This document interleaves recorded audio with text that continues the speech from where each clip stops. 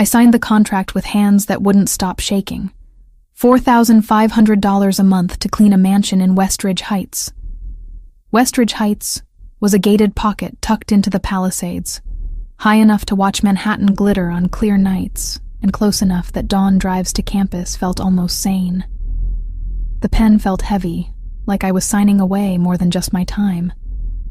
The woman across from me, Miss Castillo, watched with dark eyes that missed nothing.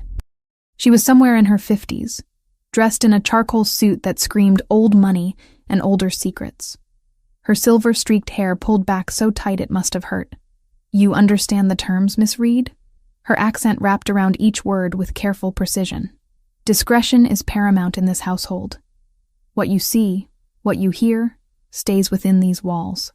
I nodded, thinking of the hospital bills stacked on my kitchen counter. $180,000. That's what cancer treatment cost, when insurance decided your mother wasn't worth saving. That's what I still owed, even though she'd been dead for 6 months. "I understand." "Good. You'll start Monday. 7 in the morning, sharp." That had been 2 weeks ago. 2 weeks of polishing marble floors that reflected my anxious face back at me. 2 weeks of dusting artwork worth more than I'd earn in a lifetime. 2 weeks of trying to be invisible in a house where cameras watched from every corner and men with guns stood at every entrance. The mansion itself was beautiful in a cold, untouchable way.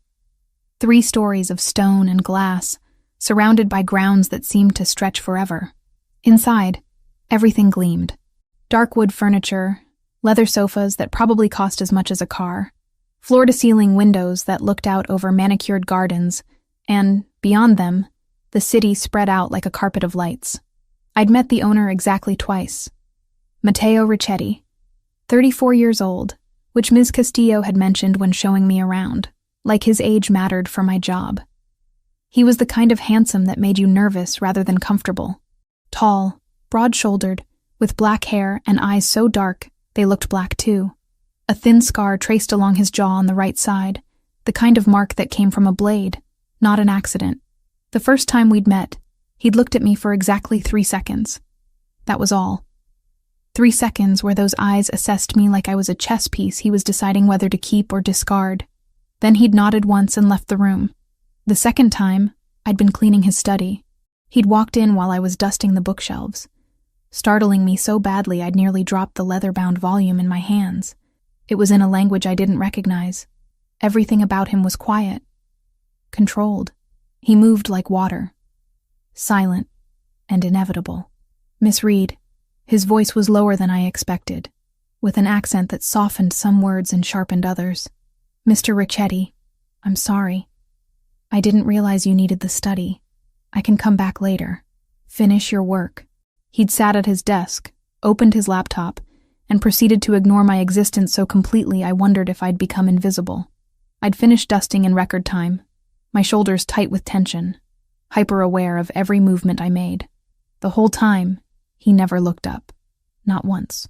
That should have been my first real warning. A man who could make you disappear just by willing it. I lived with my sister Sophia in a 2-bedroom apartment across town. She was 16, all sharp edges and sharper tongue, trying to be tough in a world that kept kicking us down. School, homework, normal teenage things. That's what I wanted for her. What I needed to provide. Every morning I left before she woke up, catching 2 buses to reach Westridge Heights. Every evening I returned after dark, exhausted and aching, to help her with algebra and pretend I wasn't drowning. "How's the fancy job?" she'd asked last week, sprawled on our thrift store couch with her physics textbook. "It's fine. Good pay, quiet work." She'd given me that look teenagers perfected, the one that said they knew you were lying but were too tired to call you on it. "You look scared all the time now." "I'm not scared, just busy." That had been a lie, too. I was terrified. Of losing this job. Of the bills piling up. Of failing the one person I had left. Sophia deserved better than this. Better than me struggling to keep us afloat. But the truth was worse than general fear. The truth was that I'd started noticing things at the Ricchetti mansion. Things that made my skin crawl and my instincts scream to run. The men who visited weren't businessmen. Not in any legitimate sense. They arrived in expensive cars with tinted windows, wearing suits that looked normal until you noticed the bulges under their jackets. They spoke in low voices, conversations cutting off the moment I entered a room. Sometimes they spoke in languages I didn't understand, Italian or Russian or something else entirely. Lucas was one of them, 40 years old, built like he'd spent his life in fights, with a scar that ran from his ear down his neck. He was Mateo's right hand, always there, always watching. He'd been polite to me exactly once when Miss Castillo had introduced us. "Welcome to the household, Miss Reed. You need anything, you let me know." After that, he'd treated me like furniture. Useful, forgettable, replaceable. Then came the night that changed everything. It was my 11th day on the job. I'd stayed late because the dinner service had run long, important guests who'd left the dining room a disaster. By the time I finished cleaning, it was past 10. The house felt different at night. Shadows deeper and sounds sharper. I was heading toward the service entrance when I heard voices from the back gardens. Angry voices, one pleading. Against every instinct screaming at me to keep walking, I moved toward the kitchen window that overlooked the grounds. The garden lights were off, but the moon was full and bright. I could see them clearly. 4 men standing in a loose circle. 3 I recognized as security, though calling them that felt like a sick joke. The 4th was on his knees, hands bound behind his back. Mateo stood in front of the kneeling man, calm as if he were discussing the weather. Lucas beside him, one hand resting casually on his hip, too casually, the kind of casual that hid a weapon. The kneeling man was speaking in Russian, words tumbling over each other, desperate and thick with fear. I didn't need to understand the language to know he was begging for his life. Mateo said something back. Just a few words, quiet and final. Then he pulled a gun from inside his jacket. I should have looked away, should have run, should have done anything except stand there frozen, watching through the window as Mateo raised the weapon. The sound was muffled by the glass, but still unmistakable. A sharp crack that seemed to echo in my bones. The man crumpled. Nothing but dead weight hitting the ground. My hand flew to my mouth, smothering the gasp trying to escape. My whole body shook. This wasn't some crime show on TV. This was real. Blood spreading dark across the grass. A man dead in the garden of the house where I worked. Mateo holstered his gun, said something to Lucas. They were already moving, efficient and practiced, when Mateo turned, looked directly at the kitchen window, directly at me.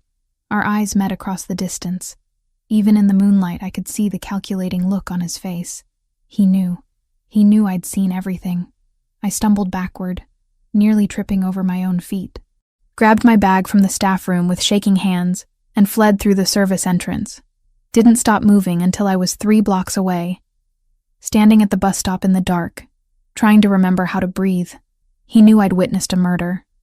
He knew exactly who I was, where I lived, probably everything about me. And he'd let me leave anyway. That night, I didn't sleep. Stared at the ceiling of my bedroom, listening to Sophia's quiet breathing from across the hall, wondering what I'd gotten us into, wondering if I'd wake up to find men at our door, wondering if leaving the mansion had been the last mistake I'd ever make. But morning came. No men. No consequences. Just my alarm going off at 5:30 and the suffocating realization that I had to go back. Because what choice did I have? Quit? And explain why? Go to the police and tell them what I'd seen? That felt like a faster way to end up dead. Besides, I had no proof. No evidence except my word against a man who clearly had enough power and money to make problems disappear. Including me. So I went back, caught my 2 buses, walked through the gates that suddenly felt like they were closing behind me instead of opening ahead. Ms. Castillo greeted me the same as always, gave me the day's task list, didn't mention anything being wrong. The next 3 days were torture. Every time a door opened, I flinched. Every time someone walked into a room I was cleaning, my heart raced. I waited for Mateo to call me into his study and tell me I knew too much. Waited for Lucas to corner me in a hallway. Waited for the other shoe to drop. It never did. Mateo continued to ignore my existence. Passed me in hallways without acknowledgement. Sat at breakfast while I served coffee and acted like I wasn't there. The only difference was that sometimes I'd catch him watching me. Quick glances when he thought I wouldn't notice. Assessment in those dark eyes. He was deciding what to do with me. I knew that with absolute certainty. By the end of the second week, a new terror had settled in my chest, cold and permanent. I couldn't quit. Couldn't explain to Sophia why we suddenly had no income. Couldn't risk him thinking I was running to the authorities. But I couldn't keep working here either. Trapped in the house of a murderer, waiting for him to decide I was a liability. That's when the idea came to me. Desperate, maybe stupid, but the only way out I could see. I had to make him fire me.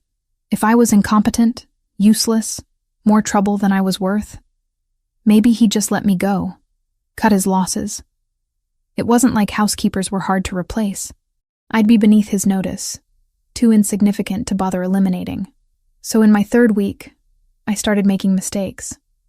Nothing huge at first. Forgot to dust the second-floor library. Left streaks on the windows in the east wing. Overcooked the vegetables at dinner. Ms. Castillo noticed immediately, called me into her office with a disappointed frown.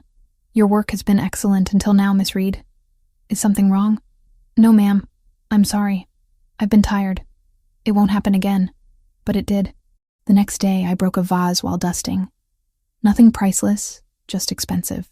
Maybe $800 worth of pottery shattered across marble floors. I apologized profusely, offered to have it deducted from my pay. Ms. Castillo's lips thinned. "This is becoming a pattern." "I know. I'm so sorry." Through it all, Mateo said nothing. Didn't react when Ms. Castillo surely reported my failures. Didn't comment when I burned the toast at breakfast. Something so simple a child could manage it. Just sat there reading his newspaper, sipping his coffee, while I fumbled my way through tasks I'd been doing perfectly 2 weeks ago. But I caught those looks again. The brief glances, dark eyes tracking my movements. And this time, I saw something new in them. Amusement. He knew exactly what I was doing.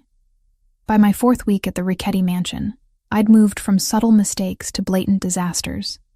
The careful incompetence wasn't working. Mateo hadn't fired me. Hadn't even reprimanded me directly. Just those knowing looks that made my skin crawl, like he was enjoying some private joke at my expense. So I decided to force his hand. One catastrophic day that would make keeping me on staff impossible. It started at breakfast. Mateo sat at the head of the dining table with 3 associates, all dressed in dark suits that probably cost more than my car. They were deep in conversation, switching between English and Italian, voices low and serious. I recognized Lucas among them, his scarred neck visible above his collar. I carried the coffee pot with deliberately unsteady hands.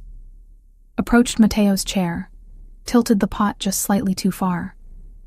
Hot coffee splashed across his crisp white shirt, spreading in a dark stain across his chest and shoulder.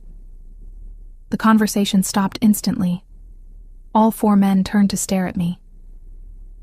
"I'm so sorry," I gasped, grabbing napkins and making it worse by pressing them against the stain. "I don't know what happened. I'm so clumsy today." Mateo caught my wrist. His grip was firm but didn't hurt, his dark eyes meeting mine with an expression I couldn't read. For 3 heartbeats, nobody moved. Then he released me. "It's fine, Miss Reed." His voice was calm, almost gentle. "Accidents happen." He stood, excused himself to change, and left the room without another word. The other men watched him go, then returned to their conversation like nothing had occurred. Lucas glanced at me once, something almost like pity crossing his face before he looked away. Ms. Castillo found me in the kitchen 10 minutes later, her expression stormy. "That shirt was custom-made Italian silk. Do you understand what you've done?" "Yes, ma'am. I'm sorry. It won't happen again." It better not. But she didn't fire me. Didn't even threaten to. Just turned on her heel and left. 2 hours later, I executed phase 2. Mateo needed to leave for an important meeting downtown. I'd overheard him telling Lucas it couldn't be delayed. The black SUV sat in the circular driveway, engine running, driver waiting. I'd been tasked with retrieving Mateo's briefcase from his study. Instead, I palmed the spare keys from the kitchen key rack. Walked to the SUV while the driver was distracted talking to security. Reached through the open window, pressed the lock button, and let the keys fall to the floor inside. The click of the locks engaging was the sweetest sound I'd ever heard. Matteo appeared 5 minutes later, briefcase in hand, ready to leave. The driver tried the door. Locked. Tried the other doors. All locked. The keys visible through the window, mocking us. Who locked the vehicle? The driver's face had gone pale. I think I did. I stepped forward, wringing my hands. I was cleaning the interior earlier and must have hit the button by accident when I got out. I'm so sorry. I didn't realize. Matteo stood perfectly still, watching me. That same calculating look, like he was solving an equation in his head. Then he pulled out his phone, made a call, and arranged for another car. The whole time, his eyes never left my face. 30-minute delay now. Lucas muttered to him. I'm aware. They left in a different vehicle. I waited for the axe to fall, for Ms. Castillo to storm out and fire me on the spot. But the afternoon passed in tense silence. No consequences, no confrontation. Just the weight of what I'd done settling in my stomach like lead. That evening, Matteo was hosting dinner for 6 associates.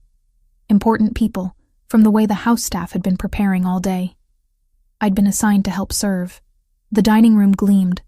Crystal glasses caught the chandelier light, sending rainbows across the white tablecloth. The first course went smoothly. The second course? Fine. Then came dessert. I'd spent an hour that afternoon in the kitchen, helping prepare the elaborate chocolate torte, when the chef stepped away to check on something. I switched the containers of sugar and salt. Simple. Devastating. The first guest to taste it made a face, setting down his fork immediately. The second did the same. By the third, everyone had stopped eating, confusion and disgust rippling around the table. Is something wrong with the dessert? Ms. Castillo appeared from nowhere, her professional mask slipping into alarm. One of the guests, a heavy-set man with a thick accent, pushed his plate away. This is inedible. What kind of establishment are you running here? Matteo tasted his own serving. Set down his fork with deliberate care. His jaw tightened, the only sign of anger. But when he looked up at me, something dark and knowing flickered in his eyes. My apologies, gentlemen. Kitchen error. We'll have fresh dessert sent up from the bakery in town. Please have more wine while we wait. He stood, gestured to me. Miss Reed, a word in my study. Now. My heart dropped into my shoes. This was it. I'd finally pushed too far. I followed him down the hallway, acutely aware of Lucas trailing behind us like a shadow. The study door closed behind us with a soft click that sounded like a cell locking. Outside, storm clouds had been gathering all day. Now rain began to fall, light at first, then building to a downpour that hammered against the windows. I'd left several upstairs windows open earlier, deliberately creating more work and chaos. Now my clothes were damp from running around trying to close them all, hair sticking to my face, probably looking as desperate as I felt. Matteo moved to the window, standing with his back to me, hands in his pockets. On his desk sat a crystal tumbler of amber liquid. Scotch, probably. The kind that cost more than my weekly salary. Do you think I'm stupid, Miss Reed? The question hung in the air like a blade. I opened my mouth, closed it. What could I possibly say? He turned to face me. In the dim light of the study, with lightning flashing behind him, he looked dangerous. Not in the way he'd looked in the garden with a gun in his hand. This was different. More controlled. More terrifying. The vase you broke 3 days ago. He continued, his voice soft and deadly. You have a degree in veterinary science, which requires steady hands and precision. Yet suddenly you're clumsy with a simple ceramic vase. I said nothing. The burned toast, the forgotten dusting, the streaked windows, all within days of each other after 2 weeks of flawless work. He took a step closer. This morning's coffee incident. Interesting timing, right as we were discussing sensitive business. The locked car. We were already running late for a meeting that cost me a significant deal because of the delay. Another step. I backed up until the desk pressed against my spine. And tonight's dessert. His voice dropped even lower. Salt instead of sugar. Such a simple mistake for someone who's been cooking for herself, and a younger sister for years. He knew about Sophia. Of course he knew. He probably knew everything. I can explain. Don't insult my intelligence with lies. He was close enough now that I could smell his cologne. Something expensive and woodsy. You've been trying to get fired. Systematically. Desperately. The question is why. Thunder rolled overhead. Rain lashed the windows. I was trapped between his body and the desk, with nowhere to run and no more lies left. You saw something. It wasn't a question. 2 weeks ago. The gardens. You witnessed something that scared you badly enough to sabotage your own employment rather than simply quit. My breath came short and fast. He knew. Of course he knew. He'd seen me at the window that night. I don't want any trouble, I whispered. I just want to leave. Forget everything. Pretend I never saw anything. And you think I can allow that? He tilted his head, studying me like I was a puzzle he was solving. You think I can let you walk out of here with knowledge that could destroy everything I've built? Either you're very naive or very desperate. Both, I admitted. Because what did it matter now? I'm both. I need this job. I need the money. But I can't work here knowing what I know. So I tried to make you fire me. That way, it's not my choice. It's not suspicious. I just couldn't do the job. That's all. Clever. He reached past me, picked up the tumbler of scotch, took a slow sip. Foolish, but clever. You understand the situation you're in, yes? You're a witness to something that never happened. That body was found 3 towns over, the victim of a gang dispute. Official police reports will confirm this. But you could complicate things. Make noise. Draw attention. I won't. The words rushed out. I swear. I'll never tell anyone. I'll forget I ever saw anything. Forgive me if I don't trust your word alone. He set down the glass. Here's what's going to happen, Miss Reed. You're going to stop these ridiculous attempts at self-sabotage. You're going to work here properly for the next year minimum. In exchange, I'm going to do something for you. I stared at him, confused. You have medical debt. $180,000 from your mother's cancer treatment. Collections agencies have been calling you weekly. You're 2 months behind on rent for that apartment you share with your 16-year-old sister, Sophia. She goes to Lincoln High School, walks home every day at 3:15, stops at the corner store for a soda and candy twice a week. My blood turned to ice. He knew where Sophia went to school, knew her schedule. Don't. My voice cracked. Please. She has nothing to do with this, which is why nothing will happen to her. His tone softened slightly. I'm not a monster, Hannah. I don't hurt children, but I need you to understand the stakes here. You stay. You work. You keep your mouth shut. In exchange, those medical debts disappear. Completely. Paid in full within the week. Your rent gets current. Your salary increases to $6,500 a month. Sophia gets extra security walking to and from school, whether she notices it or not. I couldn't breathe, couldn't think. Why would you do that? Because it's cheaper than eliminating a problem. He said it so casually, like he was discussing the weather. Because loyalty bought is often more reliable than loyalty coerced. And because despite your attempt to sabotage yourself, you're actually quite good at your job when you're not actively trying to fail at it. He moved away, giving me space to breathe again. Returned to the window, watching the storm. $180,000 in debt. Gone. Stable income. Your sister safe and provided for. All you have to do is clean my house and forget you ever looked out a window on a Tuesday night. He glanced back at me.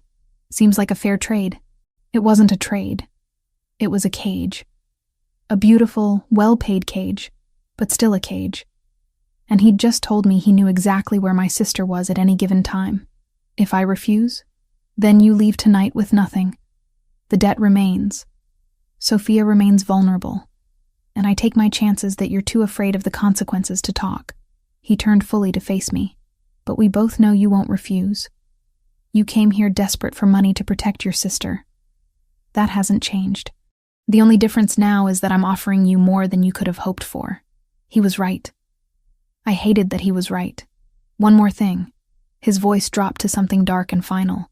If you betray my trust, if you speak to anyone about what you've seen or what you know, the consequences won't fall on you. Do you understand what I'm saying? Sophia. He was talking about Sophia. Tears burned behind my eyes, but I refused to let them fall. I understand. Good. Then we have an agreement. He picked up a folder from his desk, handed it to me. Inside were documents, bank transfers, everything he'd promised. Your debts will be cleared by Friday. The salary increase starts Monday. Welcome to the family, Hannah Reed. The way he said it made family sound like a life sentence. I took the folder with shaking hands, nodded, and fled the study. Ran through the rain to the service entrance, got to my car, and sat there in the dark with the folder on my lap. I'd tried to escape. Instead, I'd bound myself tighter than before. The arrangement changed everything, and nothing at all. My debts vanished within 3 days, exactly as Mateo promised. $180,000, gone like they'd never existed. My bank account showed the increased salary. Sophia's school added extra security without her knowledge. A black sedan that followed her route home from a distance. I kept my end of the bargain, worked efficiently, kept my mouth shut, pretended the night in the garden had never happened. But working efficiently meant being present, visible, and Mateo noticed. Week 5 started with him intercepting me in the hallway outside his study. I'd been carrying fresh linens to the guest suites, my arms full of Egyptian cotton that probably cost more per sheet than my old monthly rent. Miss Reed. A moment. I stopped, turned, waited. He stood in the doorway of his study, sleeves rolled to his elbows, tie loosened. It was late afternoon, golden light slanting through the windows behind him. How is your sister adjusting to the new school year? The question caught me off guard. She's fine. Thank you for asking. 16 is a difficult age, especially without parents. Something in his tone made me look at him more carefully. Not pity exactly. Understanding, maybe. We manage. I'm sure you do. He paused, like he was deciding whether to say more. If she needs anything. Tutoring, supplies, college planning, let me know. That's not necessary. Consider it an investment in employee retention. But the way he said it, almost gentle, didn't match the cold business logic of the words. I nodded, unsure how to respond, and continued down the hallway. Behind me, I heard his study door close with a soft click. That became the pattern. Small conversations, never longer than a few minutes.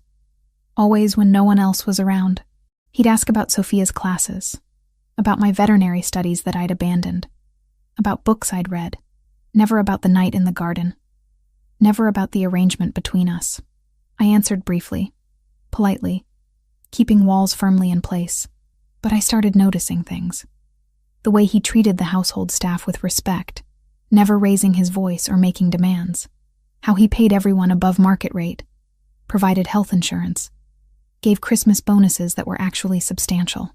Ms.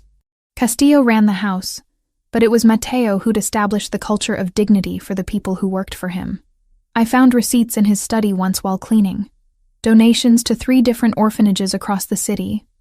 Monthly contributions that added up to more than I'd made in a year at my old job. When I asked Ms. Castillo about it later, trying to sound casual, she'd given me a long look. Mr. Ricchetti grew up in the system. He doesn't forget where he came from. The library in the East Wing held hundreds of books. And they weren't just for show. I'd seen him reading there late at night when I worked evening shifts. Genuine worn paperbacks mixed with leather-bound classics. Philosophy, history, Italian literature in the original language. He had a mind that craved knowledge, not just power. It confused me. Made the monster from the garden harder to reconcile with the man who asked about my sister's algebra homework. Then came the 6th week, and everything shifted again. I was leaving through the service entrance, later than usual after helping prepare for a small dinner party. The sun had already set, security lights casting harsh shadows across the driveway. That's when I heard it, whimpering, weak and pained, coming from near the front gates. I should have kept walking. Should have told security. Should have done anything except investigate alone in the dark. Instead, I followed the sound. The dog was small, maybe a terrier mix, huddled against the stone wall near the gate's electronic panel. Blood matted its fur on one side, a gash across its ribs that looked deep. Its brown eyes watched me approach. Too hurt to run, too scared to trust. "Hey, sweetheart." I kept my voice low, soothing. Crouched slowly, letting it smell my hand. It's okay. I'm not going to hurt you. Years of veterinary training kicked in automatically. I assessed the wound, deep but not fatal if treated soon. Checked for broken bones, found none. The dog was malnourished, probably a stray, but young, maybe 2 years old. I didn't think. Just scooped the dog carefully into my arms, mindful of its injuries, and carried it toward the house. It whimpered but didn't struggle, like it knew I was trying to help. Security tried to stop me at the door. "Miss Reed, you can't bring that inside. It's injured. It needs help." I pushed past them, heading for the kitchen where I knew there was a first aid kit. My shirt was already soaked with blood, the dog trembling against my chest. I was halfway through cleaning the wound when Mateo appeared in the kitchen doorway. He didn't say anything, just watched as I worked, my hands steady despite my racing heart, talking to the dog in a low voice while I disinfected the gash and applied butterfly bandages to close it. Not perfect, but it would hold until I could get the animal to a real vet. "You're good at that." His voice made me jump. I'd almost forgotten he was there. I was studying to be a veterinarian. Before my mother got sick, before the bills, before everything fell apart. I remember. Of course he did. He knew everything about me. The dog had calmed under my hands, the worst of the crisis past. It looked up at me with those trusting brown eyes, tail giving a weak wag. It needs proper veterinary care. Antibiotics, stitches probably. I can take it to a clinic tomorrow. Keep it here. I looked up at him, surprised. "What?" "The dog. Keep it here. I'll have Lucas arrange for a vet to come to the property tomorrow morning. Set up a space in the mudroom for now." He moved closer, studying the animal with genuine interest. "What will you call it?" I hadn't thought that far ahead. "Dodger. Because it probably dodged death tonight." The corner of his mouth lifted slightly. Not quite a smile, but close. "Appropriate. I'll have supplies delivered as well. Food, bed, toys. Whatever it needs." "You don't have to." "I want to." He met my eyes directly. "You came alive just now. Actually passionate about something for the first time since you started working here. That's worth keeping around." Heat crept up my neck. I looked back at the dog to avoid his gaze. Thank you, Miss Reed, for reminding me that not everything has to be about business." He left before I could respond, already pulling out his phone to make arrangements. I sat there on the kitchen floor with a dog in my lap, blood on my shirt, completely bewildered by Matteo Ricchetti. Over the next week, Dodger became part of the household. The vet pronounced him in good health after treatment. He followed me everywhere during my shifts, settling in whatever room I was cleaning, thumping his tail whenever I looked his way. The other staff fell in love with him immediately, even Ms. Castillo, who I'd assumed hated animals, snuck him treats when she thought no one was watching, and Matteo, surprisingly, seemed to enjoy having the dog around. I'd catch him scratching Dodger's ears while reading in the library, or letting the animal curl up under his desk during meetings. "He's good for the household," he told me one morning. "Softens the edges." I started calling Sophia every Sunday evening from the mansion's landline, a habit Matteo had suggested when I mentioned my cell phone bill was getting expensive from the long calls. He'd waved away my protests about using his phone. "Family is important, Miss Reed. Call whenever you need to." Sophia always asked the same question. "Are you happy there?" "Yes." I'd lie, because what else could I say? That I was trapped? That I knew too much? That the man who paid my salary had threatened her to ensure my silence? But the lie started feeling less like a lie as weeks passed. Because despite everything, despite the arrangement and the fear and the knowledge of what Matteo was capable of, I was finding moments of something close to contentment. Working with my hands, caring for Dodger, seeing Sophia safe and thriving with the financial pressure lifted.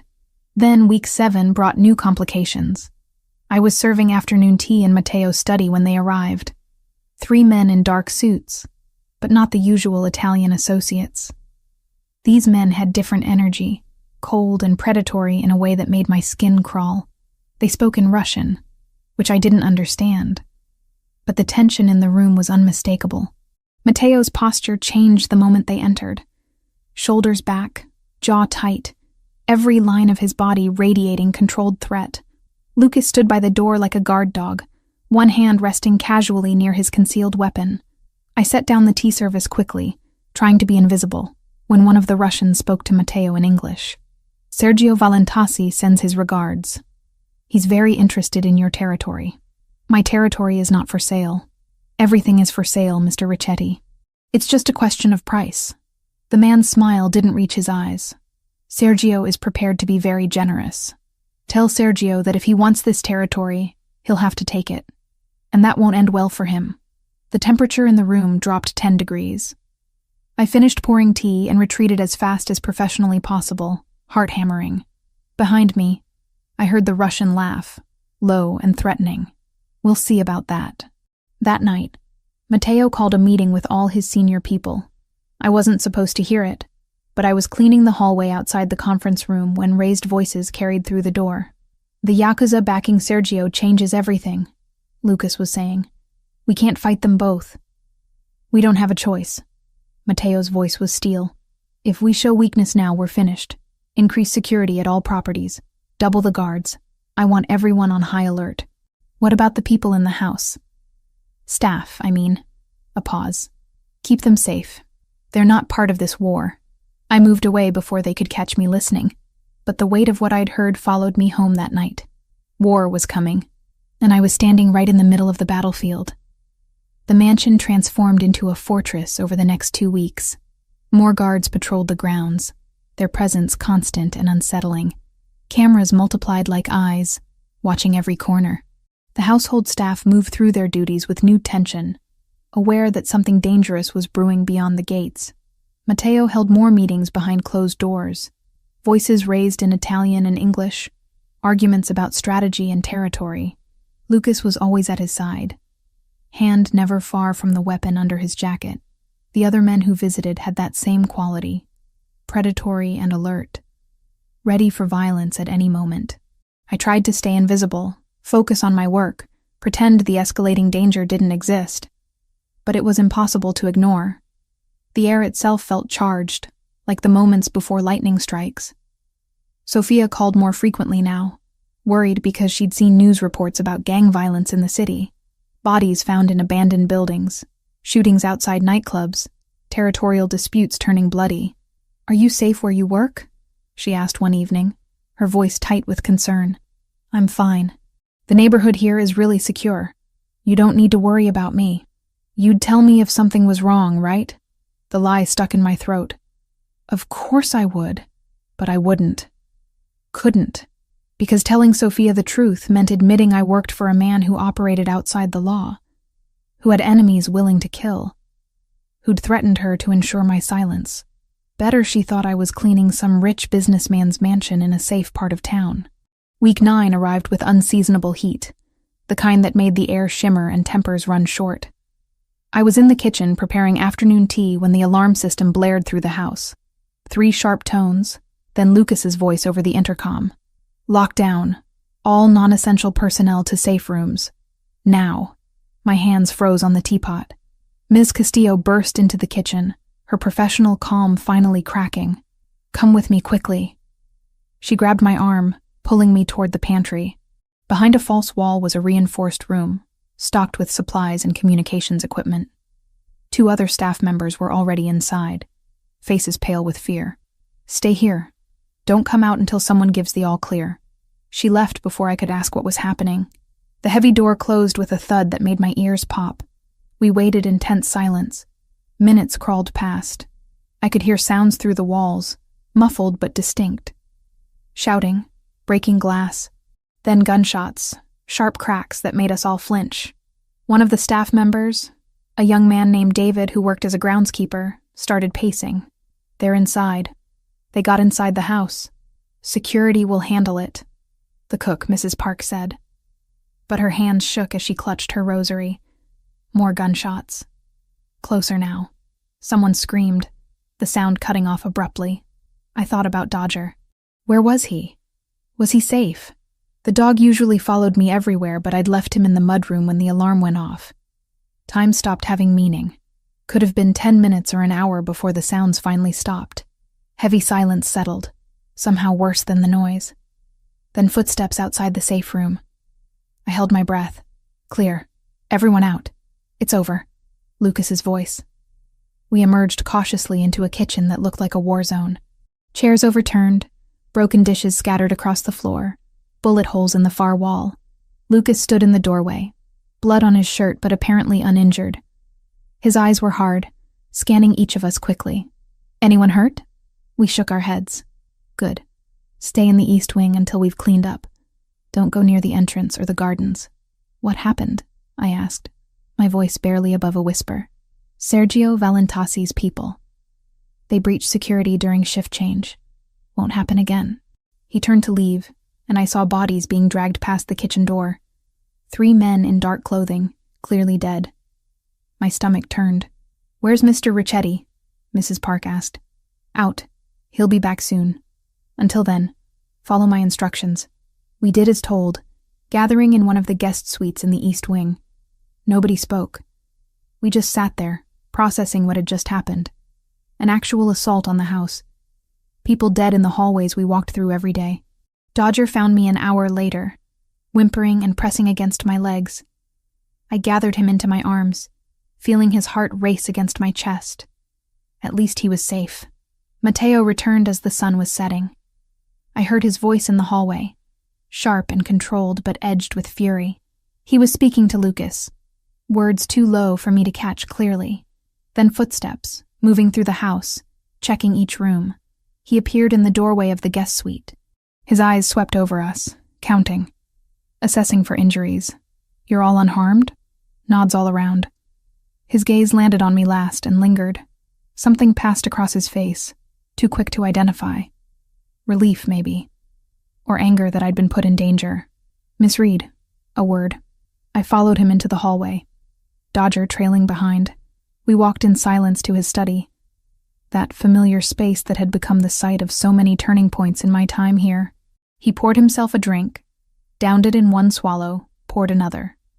His hand shook slightly, the only sign of how close things had been. They came for me, he said finally. Planned the attack during shift change because they'd been watching the security patterns. 3 men made it inside before we could stop them. Lucas said it was Sergio's people. Yes, a message. Show weakness, invite more attacks, show strength. He trailed off, jaw tight. They're all dead now. The ones who came here and the cell that gave the order. I should have been horrified. Part of me was. But another part, the part that had been living in this world for 9 weeks now, just felt relief that it was over. You could have been killed.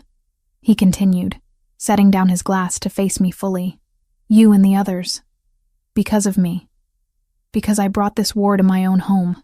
It's not your fault. It is. He moved closer, and I saw genuine guilt in his eyes. You work here because I forced you to, because I gave you no choice. And today you almost died for it. But I didn't. I'm fine.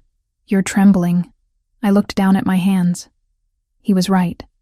I'd been holding it together, but now that the adrenaline was fading, my body was catching up to what had happened. Come here. He guided me to the leather chair, made me sit, poured a small amount of whiskey into a clean glass and pressed it into my hands. Drink. It'll help with the shock. I took a sip, coughed as it burned down my throat. He crouched in front of me, hands resting on the chair arms, boxing me in but not threatening. Protective. I'm moving you to the suite next to mine. 2nd floor, East Wing. Higher security, reinforced doors, panic button directly linked to my phone. That's not necessary. It is. I won't risk this again. His voice dropped lower. I can't. The way he said it made my breath catch. This wasn't about strategy or protecting an asset. This was personal. Hannah. He rarely used my first name. It always made me pay attention. Look at me. I met his eyes. Dark and intense, searching my face for something. If anything had happened to you today. He stopped, jaw working. You matter. Not because you're useful or because you know things. You matter. The vulnerability in those words hit harder than any threat he'd ever made. Matteo Ricchetti, who killed without hesitation, who commanded an empire built on violence, was telling me I mattered to him. I don't understand, I whispered. Neither do I. A ghost of a smile touched his lips. But it doesn't change the truth. You'll move tonight. Non-negotiable. He stood, offering me his hand. I took it, letting him pull me to my feet. His fingers lingered on mine, warm and solid. Get some rest. Lucas will bring your things to the new suite. I'll have dinner sent up. You don't need to work for the rest of today. Thank you. He walked me to the door, and Dodger immediately pressed against my leg. Mateo reached down to scratch the dog's ears, a rare moment of softness. Take care of her, Dodger. That's your job now. The new suite was beautiful. Larger than any space I'd ever lived in, with windows overlooking the gardens and a bathroom that felt like a spa. My belongings looked lost in the massive walk-in closet. But what struck me most was the door on the far wall. Locked. But I knew where it led. To Mateo's private rooms. We'd be separated by a single door. Close enough to hear if something went wrong. Close enough for other things too. Whispered a traitorous part of my brain. I pushed that thought away. This was about safety. Protection. Nothing more. That night, I lay in the enormous bed, staring at the ceiling, unable to sleep. Every sound made me jump. Every shadow looked like an intruder. Dodger slept at the foot of the bed, his presence comforting, but not enough to quiet my racing thoughts. Sophia had called earlier, voice tight with worry after seeing news about a shootout at an undisclosed location. I'd assured her I was nowhere near any trouble, that everything was fine. Another lie to add to the pile. Around midnight, I heard movement from Mateo's room. Footsteps, water running. The sound of someone who also couldn't sleep. I wondered if he was thinking about the attack, about the bodies in his house, about how close his people had come to being killed, about me. My phone buzzed with a text. Unknown number, but I knew who it was. If you need anything, I'm here. Just knock. I stared at the message for a long time. Simple words that felt like so much more. An offer, an admission, a door opening between us, invisible but real. I typed back. Thank you. Good night. 3 dots appeared immediately. Good night, Hannah. You're safe here, I promise. And despite everything, despite the danger and the violence and the impossible situation I'd found myself in, I believed him. I was safe. Not because of the guards or the security system or the reinforced walls, because Matteo Ricchetti had decided I mattered, and nothing would be allowed to hurt what he'd claimed as his to protect. Living next door to Matteo changed everything in ways I hadn't anticipated. The proximity felt intimate even through walls and locked doors. I could hear him moving through his rooms late at night when neither of us could sleep, heard water running when he showered, heard the faint murmur of his voice during phone calls that stretched past midnight. He became less of an enigma and more of a person, a man with routines and habits, who paced when thinking, who listened to jazz at low volume while working, who sometimes stood at his window for long stretches staring out at the grounds like he carried the weight of the world on his shoulders. Because he did. I saw it in the lines around his eyes that deepened after difficult meetings, in the tension that settled across his shoulders when Lucas brought bad news, in the way his jaw would tighten when discussing territorial disputes that had no good solutions. Week 11 brought a string of problems that tested even Mateo's legendary control. A shipment intercepted, 2 safe houses compromised, increasing pressure from rivals sensing weakness after the attack on the mansion. I watched him handle it all with ruthless efficiency, making decisions that probably cost lives, but kept his people protected. One evening I brought him dinner in his study, because he'd been locked in meetings all day, and Ms. Castillo was worried he hadn't eaten. He looked up when I entered, surprise flickering across his features. You didn't have to do this. You need to eat. I set the tray on the corner of his desk, careful not to disturb the documents spread across the surface.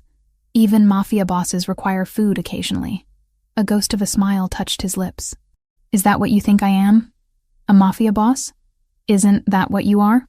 He leaned back in his chair, studying me with those dark, unreadable eyes. It's more complicated than that. But yes, in the ways that matter, I suppose that's accurate. Then eat your dinner, Mr. Ricchetti. You're no good to anyone if you collapse from exhaustion. Matteo, he corrected softly. When it's just us, call me Matteo. The use of his first name felt dangerous. like crossing a line I couldn't uncross. But I nodded anyway. Matteo, then. Eat. He did, and I started to leave, but his voice stopped me. Stay. If you're not needed elsewhere, I could use the company. So I stayed. Sat in the chair across from his desk while he ate, and we talked about nothing important. Books we'd read, places we'd never been, Sophia's progress in school, safe topics that danced around everything real between us. But there was comfort in it, a strange domestic peace in that moment that felt stolen from some other, simpler life. That became our pattern. Late evenings when the house was quiet, he'd knock softly on our connecting door. I'd join him in his study, or we'd sit on the balcony off his room, watching the city lights and talking until exhaustion finally drove us to our separate beds. We never touched, never crossed that invisible line. But the air between us grew heavy with everything we weren't saying. Then came the nightmare. Week 11, night 3. I woke gasping, tangled in sheets soaked with sweat. In my dream, I'd been back in the kitchen during the attack. But this time the invaders had gotten to me before Lucas arrived. Rough hands grabbing, pulling. The flash of a knife. Pain exploding across my ribs. Sophia's screams in the distance as they dragged me away. I couldn't breathe. Couldn't separate dream from reality. My hands frantically checked my body for wounds that didn't exist, but the phantom pain felt real. Too real. The connecting door burst open. Matteo appeared with a gun in his hand, face hard and alert. He scanned the room in seconds, weapon trained on empty shadows, before his gaze locked on me huddled in bed. Hannah. He lowered the gun, set it carefully on the dresser. What happened? Nightmare. My voice came out broken. Just a nightmare. I'm sorry. I didn't mean to wake you. Don't apologize. He moved to the bed, sat on the edge carefully. The attack. You were dreaming about the attack. I nodded, still shaking. Dodger had jumped up beside me, pressing his warm body against mine. But even that wasn't enough to stop the tremors. Matteo reached out slowly, giving me time to pull away. When I didn't, his hand settled on my shoulder, warm and grounding. You're safe. They're gone. I made sure of it. I know. Logically, I know. But in the dream, I trailed off, unable to articulate the terror that still clung to me like a second skin. The mind doesn't always listen to logic. His thumb moved in small circles against my shoulder, the touch soothing. I still have nightmares about my father's death. 22 years later, and sometimes I wake up certain I'm still 12 years old, watching him bleed out on our kitchen floor. The confession shocked me into stillness. Matteo never spoke about his past. Not really. Just vague allusions to difficult beginnings. You were there when it happened? I found him after school. 2 bullets to the chest, 1 to the head. Professional hit, they said. Revenge for some deal gone wrong. His voice stayed steady, but his eyes darkened with old pain. I sat with him until he stopped breathing, held his hand while his blood soaked into my uniform. Matteo. I didn't know what to say. What words could possibly address that kind of trauma? My Uncle Giuseppe took me in afterward. He was the one who introduced me to this life. Said I had a gift for strategy and violence. By 16, I was running collections. By 20, I'd earned my first kill. He looked at me directly. That's who I am, Hannah. That's the path I walked to get here. Built on loss and blood and choices I can't undo. Why are you telling me this? Because I want you to know. To understand that I'm not just the man who threatened you, or the one who pays your salary. I'm also the 12-year-old boy who lost everything and decided to become powerful enough that nothing could hurt me again. I reached up, covered his hand with mine. I lost my parents too. Sophia was 11, terrified and grieving. And suddenly I was responsible for everything. Had to drop out of veterinary school, take 3 jobs, figure out how to be parent and sibling and provider all at once.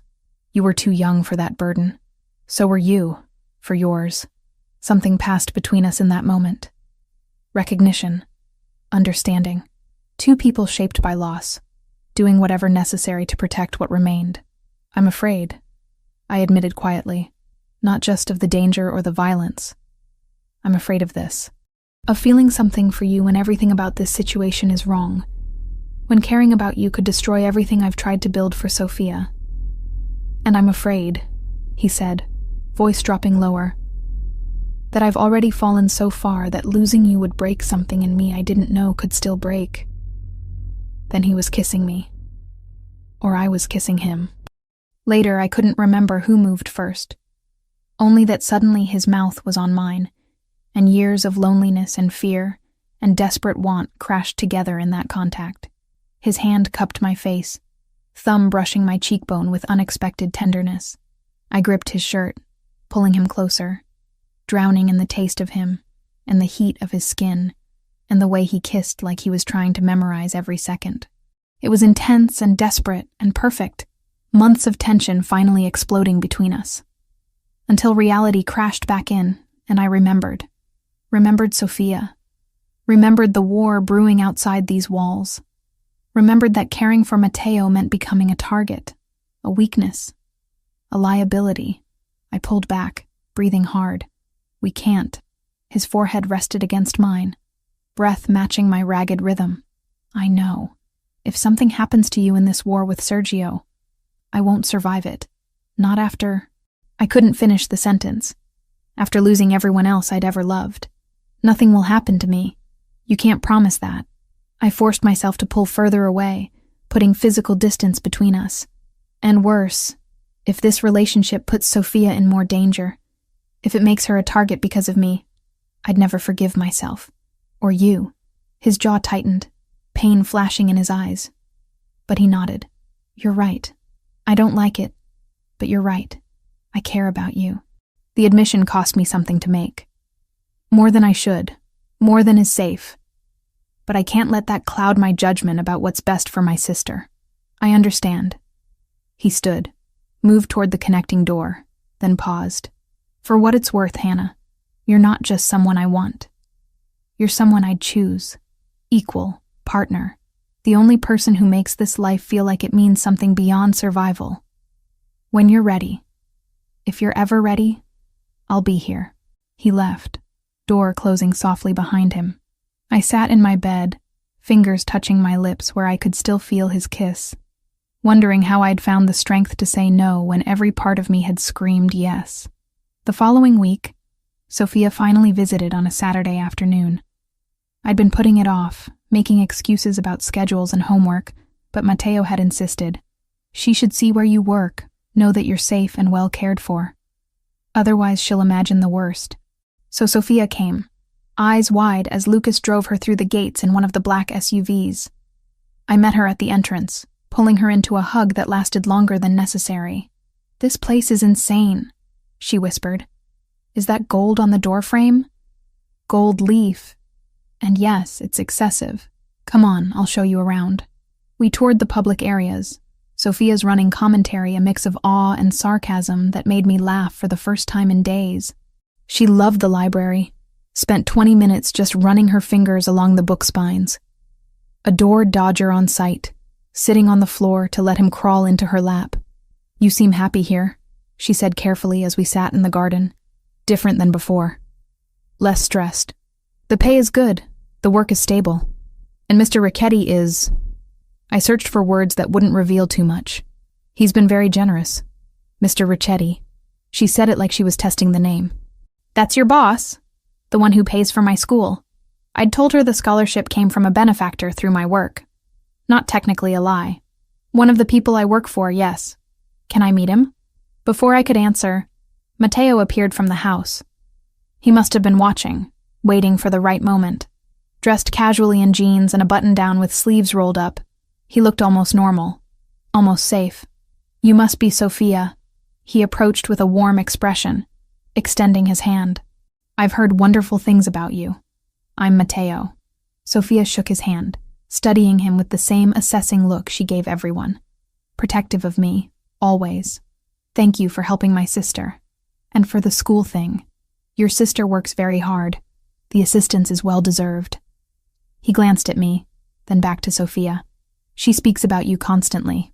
How intelligent you are. How well you're doing in your classes. She's very proud of you. Something in Sophia's expression softened. She worries too much. That's what sisters do. He smiled genuinely. I never had siblings, but I imagine it's impossible not to worry about people you love.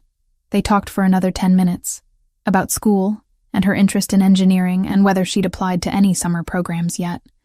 Matteo was charming without being overbearing, respectful without being distant. He treated her like an intelligent young adult rather than a child, and I could see Sophia responding to that, her initial wariness melting into tentative liking. When she went inside to use the bathroom, Matteo turned to me. "She's remarkable. You've done an incredible job with her. She did most of the work herself. I just tried not to screw it up too badly. Hannah." He waited until I met his eyes. "About what I said that first night. The threat regarding Sophia. I need you to know that was me trying to control a situation through fear. It's what I know, what I'm good at. But I would never, under any circumstances, harm her. Even if you betrayed me tomorrow, even if you went to the police, even if you destroyed everything I've built, she would remain untouched. You have my word." The apology was so unexpected, so genuine, that I felt tears prick my eyes. "Thank you. That means more than you know. She's innocent, a child." That line is one I don't cross, Hannah, not ever. When Sophia emerged, she gave me a meaningful look. "He's hot, just saying." "Sophia?" "What? I'm 16, not blind." She grinned. "But also, he's nice. I like him. As your boss, I mean. He seems to really care about the people who work for him." We spent another hour at the mansion before Lucas drove Sophia home. I watched the SUV disappear down the driveway, a strange ache in my chest. That night, Matteo knocked on our connecting door. When I opened it, he leaned against the frame. "She gave me her approval, in case you were wondering." "How did you know?" "She told me before leaving. Said you deserved someone who treated you right, and that I seemed like I might be capable of that.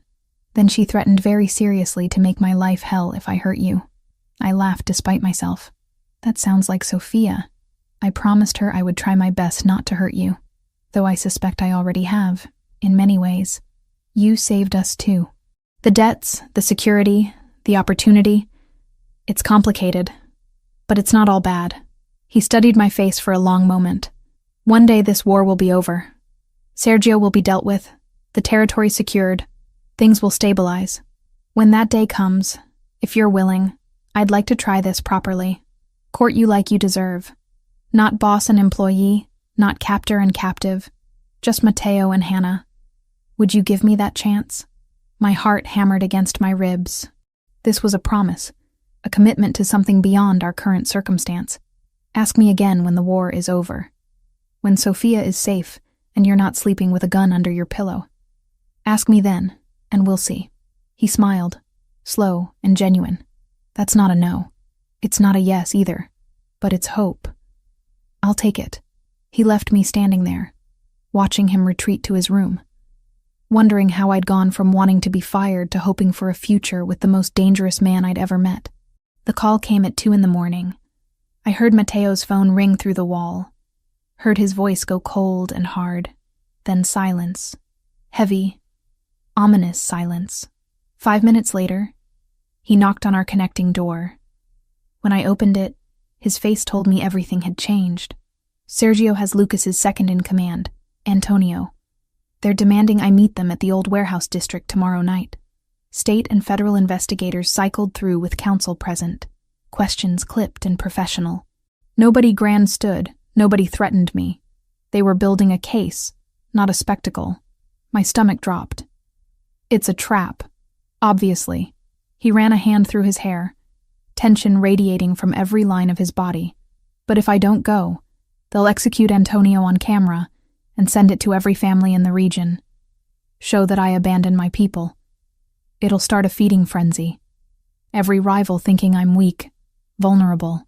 So you're going to walk into an ambush. I'm going prepared. Lucas is assembling the team now. We'll have contingencies, backup plans, escape routes." His jaw tightened. "But yes, there's a strong chance I won't come back from this." The words hit me like a physical blow. I'd been living in denial, pretending the danger existed somewhere distant. abstract. But this was real. Tomorrow night, Matteo might die. There has to be another way. There isn't. He stepped closer, cupped my face with both hands. I need you to listen carefully. In my study, there's a safe behind the painting of the harbor. The code is Sophia's birthday. Inside are documents, bank accounts, everything you and your sister would need if something happens to me. Lucas knows to ensure you're protected, but I wanted you to know where everything is. Stop. Tears burned behind my eyes. Stop talking like you're already dead. I'm being practical. You deserve to know you'll be taken care of, both of you, no matter what happens tomorrow. I don't want your money or your protection if you're not here. The admission tore out of me. I want you alive, Matteo. I want the future you promised. The one where we try this properly when the war is over. His thumb brushed away a tear that had escaped. Then I'll do everything in my power to come back to you. He kissed me then, and I kissed him back with everything I had, all the fear and want and desperate hope pouring between us. When we finally broke apart, both breathing hard, something had shifted, a decision made without words. Stay with me tonight, he said quietly. Not forever. Not making promises we might not be able to keep. Just tonight. Let me hold you while I can. I should have said no. Should have maintained the boundaries we'd agreed on. But the thought of him facing death alone, of spending what might be our last night separated by a wall, was unbearable. Yes. His room was larger than mine, darker, dominated by a massive bed and windows overlooking the grounds. He locked the door behind us, a habitual security measure, then turned to face me. If you want to change your mind, I kissed him to shut him up, pouring 3 months of tension and longing into it. His arms came around me immediately, pulling me close, and suddenly we were stumbling toward the bed, frantic and tender, desperate and careful, making love like we were trying to memorize each other against the possibility of never having this chance again. Afterward, we lay tangled together, my head on his chest, his heartbeat steady under my ear. His fingers traced patterns on my shoulder blade, while I traced the scars on his ribs. Tell me something, I whispered. Something true that you've never told anyone.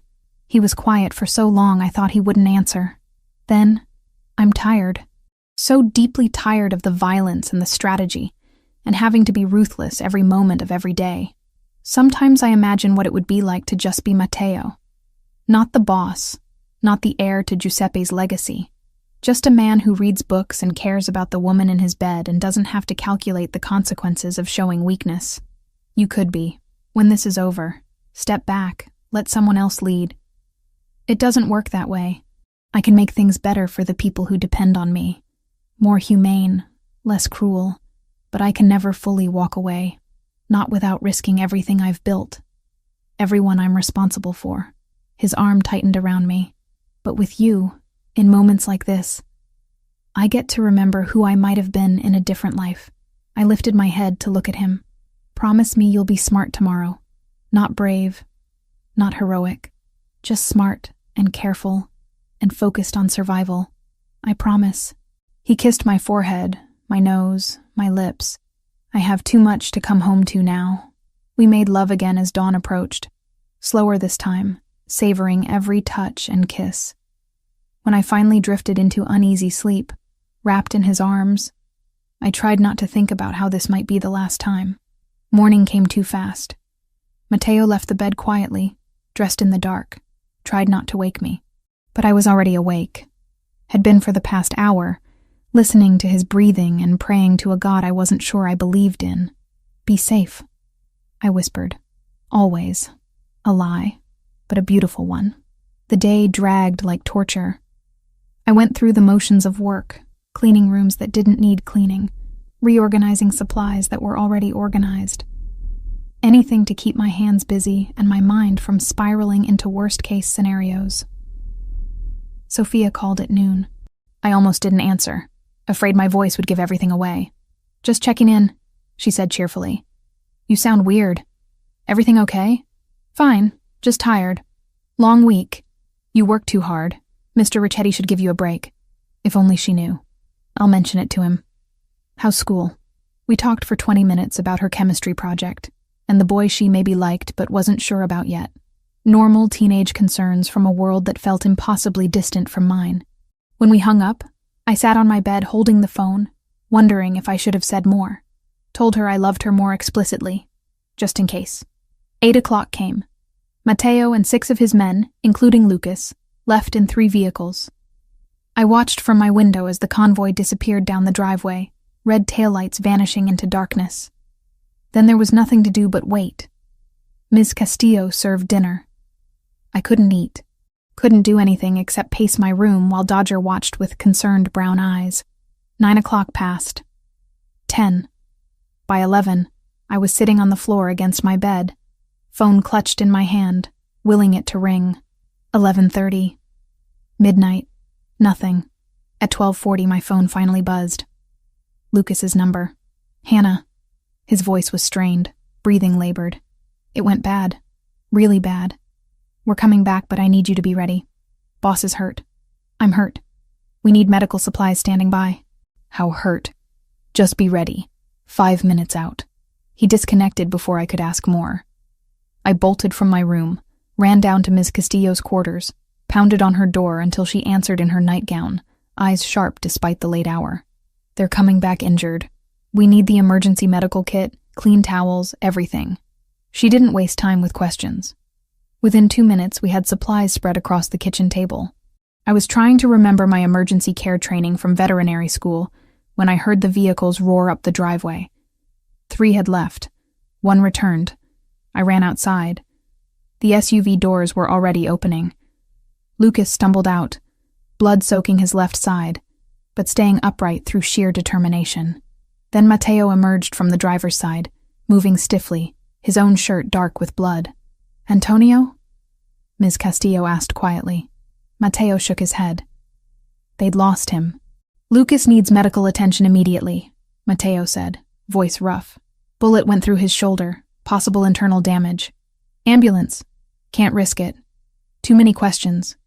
We have a doctor on call, but he's 40 minutes away. Matteo looked at me. Hannah, you have medical training. Can you stabilize him until help arrives? I'd trained on animals, not humans. But anatomy was anatomy, and a sucking chest wound was a sucking chest wound regardless of species. Get him inside. Now. They half-carried Lucas to the kitchen, laid him on the table we'd just cleared.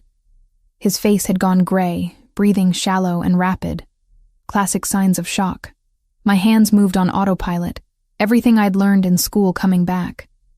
Applied pressure to the wound, checked for exit wound, found it. Through and through was better than bullet lodged inside. Packed both sides with gauze, created pressure bandages, elevated his legs to combat shock. Hannah. Lucas's voice was barely a whisper. Boss okay? I'm fine, Matteo said from beside me. But when I glanced at him, I saw blood seeping through his shirt at his left side. You're not fine. Sit down before you pass out. Lucas first. I can multitask. Sit. I used the voice that made Dodger obey immediately. To my shock, it worked on Matteo too. While monitoring Lucas's breathing and pulse, I had Matteo remove his shirt. Knife wound, deep but clean, along his ribs. Missed anything vital, but would need stitches. What happened? I asked while working, needing the distraction as much as the information. Ambush, like we expected, Matteo said through gritted teeth as I cleaned his wound. But bigger than anticipated. Sergio brought 15 men. We had 6. You're outnumbered and you still went. We had contingency plans. Explosives planted in the warehouse 2 days ago. Escape routes mapped. Backup positioned outside. His jaw tightened as I applied antiseptic. Antonio was already dead when we arrived. They'd executed him hours earlier. Just wanted us to walk into the trap. Lucas coughed, grimaced. Boss saved us. Turned the whole thing around. Not before you took a bullet for me, Matteo countered. That's my job. They fell silent. I finished bandaging Matteo's ribs, triple-checked Lucas's vitals. His breathing had stabilized slightly, color returning to his face. We might actually pull this off. The private doctor arrived 38 minutes later, took over Lucas's care with practiced efficiency. Matteo refused further treatment beyond the cleaning I'd already done, insisted on staying with Lucas until the doctor declared him stable. Finally, around 3 a.m, when Lucas was sleeping peacefully under sedation, and the doctor had left with instructions for care, Matteo found me sitting on the stairs outside the kitchen. Exhaustion had finally caught up with both of us. He sat beside me, our shoulders touching. "You saved his life tonight. The doctor said another 10 minutes and he would have bled out internally. I did what anyone with training would have done." "No." He turned to face me. "You stayed calm under pressure. Used skills you learned for animals on a human without hesitation. Put aside fear to do what needed to be done." His hand found mine. "You're remarkable, Hannah Reed. You came back." My voice broke. "You actually came back." "I promised you I would." I leaned against him, too tired for barriers or pretense. "What happened to Sergio?" "Dead, along with most of his people. The ones who survived are being questioned, but I don't expect them to know much. Sergio was always paranoid about information security." He paused. "It's over. The territorial dispute, the war, all of it. We won. At what cost?" "Too high. Always too high." He stood, offered me his hand. "Come on, we both need sleep." I let him lead me upstairs to his room. We collapsed onto the bed, fully clothed, too exhausted for anything except holding each other while the adrenaline finally faded. "Ask me again," I whispered into the darkness, "about trying this properly." His arms tightened around me. "When you're ready. When we've both had time to process everything that happened tonight. When it's not just adrenaline and relief talking. I'm ready now. Ask me tomorrow. If you still feel the same way after a full night's sleep and the crisis has passed, then I'll know it's real." "Fair enough." I closed my eyes, listening to his heartbeat, and let myself believe in tomorrow. Morning light filtered through the curtains, softer than it had any right to be after such a brutal night. I woke tangled with Matteo, his arm heavy across my waist, his breathing deep and steady. For a moment I just watched him sleep. The lines of tension that usually marked his face had smoothed, making him look younger, almost peaceful. Then reality crashed back. Lucas recovering downstairs. 3 men dead. Sergio eliminated along with most of his organization. The war was over, but the cost had been staggering. Matteo's eyes opened, finding mine immediately. "You're still here. Where else would I be? I thought maybe you'd wake up and realize last night was a mistake. That sleeping with your boss who happens to run a criminal empire probably wasn't your best decision." I traced the bandage covering his ribs, careful not to press too hard. My best decisions don't seem to work out well for me. Maybe it's time I tried something different. Over the next week, the mansion settled into a strange new normal. Lucas recovered steadily, grumbling about being bedridden, but following doctor's orders when I threatened to tell Matteo he was being difficult. Federal agents came and went, asking questions about the warehouse incident. Matteo handled them with practiced ease, his lawyer present for every conversation, giving nothing away. The territorial disputes evaporated overnight. Sergio's death had created a power vacuum, but Matteo moved quickly to fill it, absorbing resources and establishing clear boundaries with neighboring families. No one wanted another war. Everyone was tired of the bloodshed. 8 days after the ambush, Matteo found me in the library. I'd been cataloging his collection, a project I'd started out of boredom and continued because I actually enjoyed it. Dodger slept at my feet, content in the afternoon sunlight. "Walk with me," Matteo said. Not a command, just an invitation. We walked through the gardens, past the spot where I'd witnessed that first execution all those weeks ago. The memory still made my stomach clench, but it felt distant now, like something that had happened to a different Hannah in a different life. "I have an offer for you," he began, hands in his pockets, gaze fixed on the horizon. "Actually, more of a proposition, a way out if you want it." My heart stuttered. "What do you mean?" "A house in Montana. Small town. Quiet. Far from all of this. $500,000 in an account under whatever name you choose. New identities for you and Sophia if you want them. All your debts already cleared. You could start fresh, both of you. Go back to school, finish your degree, live normal lives without looking over your shoulders." The offer was everything I'd dreamed of 3 months ago. Freedom. safety, a clean break from the violence and danger. So why did it feel like he was ripping my heart out? You want me to leave? My voice came out flat. I want you to have a choice. He finally looked at me. One you didn't have before. I forced you into this arrangement. Used Sophia to ensure your compliance. That was wrong. Now I'm giving you the option I should have offered from the beginning. Stay or go. But make it because you want to, not because you're trapped. I stopped walking, turned to face him fully. And if I stay? What then? Then things change. You're not my employee anymore, not my housekeeper or my obligation. You become my partner in every sense that matters. I pay for you to finish veterinary school. We buy the property adjacent to this one, set up a proper sanctuary for rescued animals. You build your dream while I work on legitimizing more of my businesses. We try this relationship properly, openly, with Sophia's approval and blessing. You make it sound simple. It won't be. I'll still have enemies. There will always be danger in loving someone like me, but I'm working toward getting out, Hannah. Not tomorrow, not next month, but gradually. Transitioning to legal businesses, distancing myself from the worst of it. For you. For us. For any future we might build together. I wanted to say yes immediately. Wanted to throw myself into his arms and accept everything he was offering. But Sophia's face flashed in my mind. My sister who'd already lost so much. Who deserved honesty about what staying with Matteo would mean. I need to talk to Sophia first. She deserves to know the truth before I make this decision. Relief washed across his features.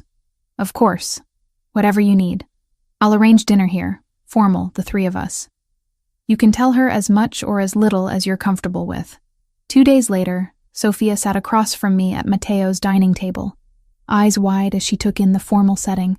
Crystal glasses, fine china, the kind of meal reserved for important occasions. Matteo sat at the head of the table, relaxed but attentive, letting me lead the conversation. So this is fancy, Sophia said, trying for humor, but I could hear the nervousness underneath. Did someone die? No. I reached across to squeeze her hand. But we need to talk about some things. Important things. I told her an edited version of the truth. That Matteo's business dealings weren't always legal. That there had been territorial disputes that turned violent. That staying with him meant accepting a level of risk we'd never faced before. I didn't mention the execution I'd witnessed, or the attack on the mansion, or how close Matteo had come to dying a week ago. Those details would only terrify her without adding useful information. Throughout my explanation, Sophia listened with her sharp, assessing gaze. When I finished, she turned to Matteo. So you're basically a crime boss. He didn't flinch. In the ways that matter, yes, though I prefer to think of it as running a family business with unconventional methods. And you want to date my sister? I love your sister. There's a significant difference. Sophia sat back, processing. I held my breath, waiting for her reaction.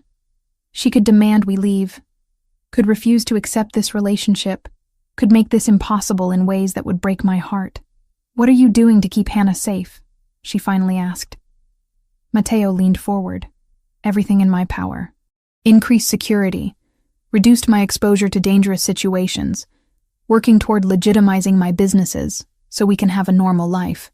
But I won't lie to you, Sophia. There's no guarantee. My enemies might target Hannah to get to me. That risk exists, and it's something we'll have to manage carefully. And what about me? Am I a target too? You already have protection you don't see. Men who follow you to and from school, watch your routes, ensure you're safe. I would never let harm come to you because of your connection to Hannah and me. You have my word on that. Sophia looked at me. You're really in love with him, aren't you? This isn't just about the money or feeling trapped. I love him, I admitted. The words feeling right despite everything. I know it's complicated and probably crazy. But yes, I want to stay. Want to build something with him. But only if you're okay with it. If you're not comfortable, we can take Matteo's offer and disappear to Montana. Start over somewhere safe. And you'd resent me forever for making you give this up. No, Hannah. She cut me off gently. You've been taking care of me since I was 11. Making sacrifices, working yourself to exhaustion, giving up your dreams so I could have mine. I see you now, with him. And you're different, lighter, happy in a way I haven't seen since before Mom and Dad died. She turned back to Matteo. If you hurt her, I will make it my life's mission to destroy you. I don't care how powerful you are or how many people you have. I'll find a way. Matteo's lips quirked. I believe you would. And for what it's worth, I have no intention of hurting her. She's the best thing that's happened to me in longer than I care to admit. Good. Sophia picked up her fork, apparently satisfied. Then I guess you're stuck with both of us. Fair warning, I'm planning to go to MIT for engineering, and that's not cheap. The tension broke as Matteo laughed, genuine and warm. I think we can manage that. That night, after Sophia had gone home with promises to visit next weekend, I found Matteo on his balcony. He pulled me against his chest, arms wrapping around my waist. So, that's it then, he said softly. You're staying. I'm staying. Partner, not employee. Equal in this relationship, even if our bank accounts never match. Partners, he agreed, which means you get a say in decisions, including this one. He reached into his pocket, pulled out a folder. Applications for veterinary programs. Columbia, Cornell, University of Pennsylvania. All within driving distance. All with excellent reputations. Pick whichever one you want, and I'll make sure you get in. I took the folder, emotion clogging my throat. You already contacted them? Made some calls, yes. Turns out having resources and connections can be useful for things beyond criminal enterprises. His hand cupped my face. I meant what I said, Hannah. I want you to have your dream. The career you sacrificed for Sophia, the life you deserved to have before everything fell apart. Let me give that back to you. I kissed him instead of answering, pouring 3 months of fear and hope and desperate love into it. When we finally broke apart, both breathing hard, he rested his forehead against mine. One more thing, he murmured. The property adjacent to this one. I bought it yesterday. 20 acres, mostly wooded, with existing structures that can be converted. I was thinking we could start bringing in animals by spring, build something together, yours and mine. You're moving very fast. I've wasted enough time being alone. Now that I have you, I'm not interested in taking things slow. His thumb traced my cheekbone. Unless you want slow. Tell me what you need, and I'll give it to you. What I needed was this. Him. Us.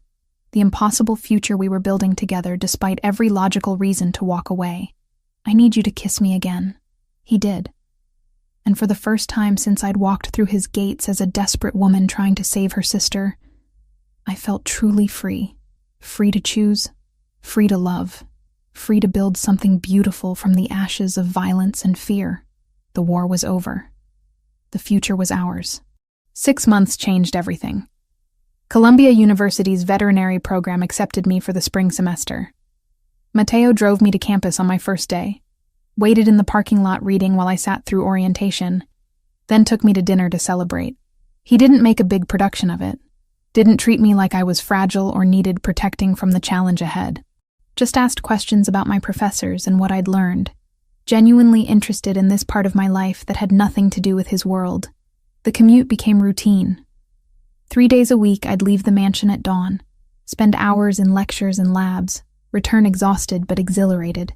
On the days I wasn't in class, I worked on the animal sanctuary taking shape on the adjacent property. We'd started with the 3 dogs beyond Dodger, then added 2 cats rescued from a hoarding situation, then a horse too old for racing that would have been put down if we hadn't intervened. Matteo hired contractors to convert the existing barn into proper kennels and stalls, installed climate control and medical facilities that rivaled some actual veterinary clinics. When I protested the expense, he just kissed my forehead and said, "Consider it an investment in your future practice." Lucas recovered fully by week 21, exactly as the doctor predicted. The bullet had done damage but nothing permanent, and he approached physical therapy with the same grim determination he applied to everything else. By the time he was cleared for duty, something had shifted in him. He was still Matteo's right hand, still handled security and sensitive operations, but he'd also appointed himself unofficial guardian of Sophia and me. You saved my life, he told me one afternoon while helping repair a fence on the sanctuary property. That means something in my world. Means I owe you a debt I can never fully repay. But I can make sure nothing ever happens to you or your sister. You don't owe me anything. With respect, Hannah, that's not how this works. You're family now, and family takes care of family. Sophia visited every weekend, sometimes staying the entire 2 days in one of the guest suites. She and Matteo had developed an easy rapport built on mutual respect and her complete inability to be intimidated by him. I'd catch them in the library, him helping her with calculus homework, or in the kitchen where he was teaching her to make proper Italian pasta from scratch. Your boyfriend is actually kind of cool, she admitted one Saturday night, while we sat on my balcony watching the sunset. Like scary, and probably has done terrible things, but also really smart, and he clearly worships you. He doesn't worship me. Hannah, he bought you an entire animal sanctuary and is paying for veterinary school. The man built you a custom clinic on 20 acres of prime real estate. That's worship. I couldn't argue with that assessment. Matteo's business operations shifted gradually but noticeably. He divested from the more dangerous enterprises, stepped back from anything involving drugs or weapons trafficking, focused instead on the restaurants, the import business, real estate development, still skirted the edges of legality in places, still had connections to people I'd rather not think about, but he was trying, making an effort to build something we could both live with.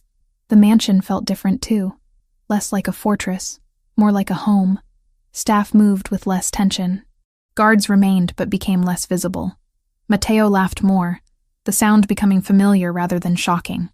We'd have dinners together, just the two of us, where we talked about mundane things like what color to paint the sanctuary's reception area, or whether we should get chickens.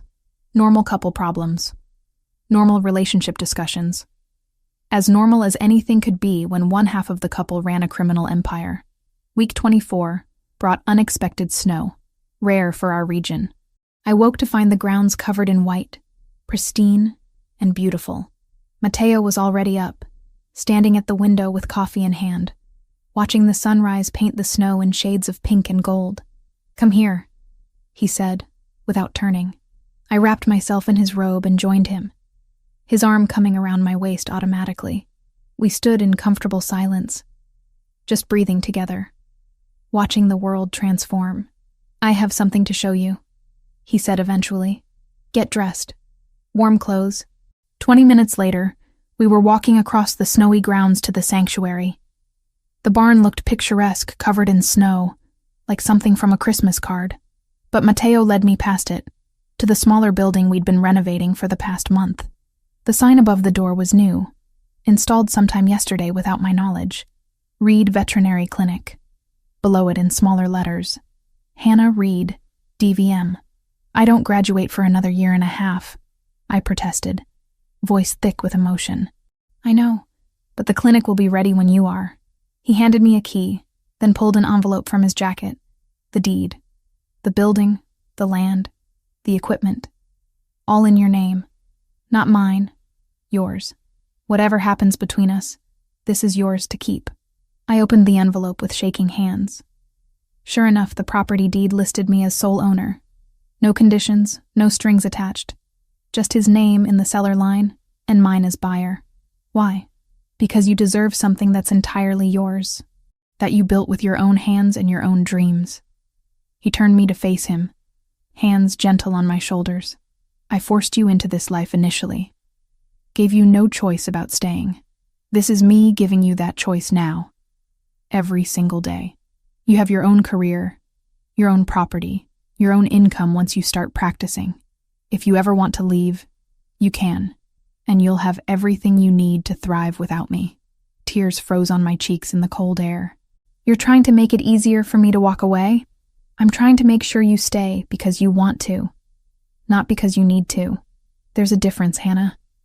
A crucial one. I kissed him instead of answering, pouring 6 months of love and gratitude and hope into it. When we finally broke apart, both breathing hard, I rested my forehead against his. I'm not going anywhere. This is my home now. You're my home. Even knowing what I am? What I've done? Especially knowing Because I also know who you're trying to become. The man who pays for orphanages and treats his people with respect. Who helps a 16-year-old girl with homework and teaches her to make pasta. Who built an entire sanctuary because his girlfriend loves animals. I pulled back to meet his eyes. I see all of you, Matteo. The darkness and the light.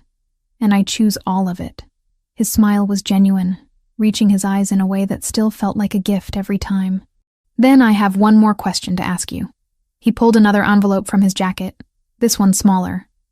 Inside was a simple card with a date and time written in his precise handwriting. 3 months from now. What's this? A reservation at the courthouse. For a wedding, if you'll have me. He cupped my face in both hands. I'm not doing grand romantic gestures or public proposals. I'm asking quietly, just you and me, if you want to build this life together officially. Partners in everything. Marry me, Hannah. I'd imagined this moment differently. Thought there would be more fear, more hesitation, more weighing of consequences. But standing in the snow outside the clinic that bore my name, looking at the man who'd started as my captor and become my partner, I felt nothing but certainty. Yes, absolutely yes. He kissed me again, and for the first time since I'd grabbed that vase and deliberately shattered it all those months ago, I felt truly free. Free to choose, free to love, free to build something beautiful from the broken pieces of where we'd started. That evening, Sophia video called from her friend's house where she was studying. Matteo and I told her together, my hand in his as we explained the proposal and the wedding plans. Finally, she said, grinning at the screen.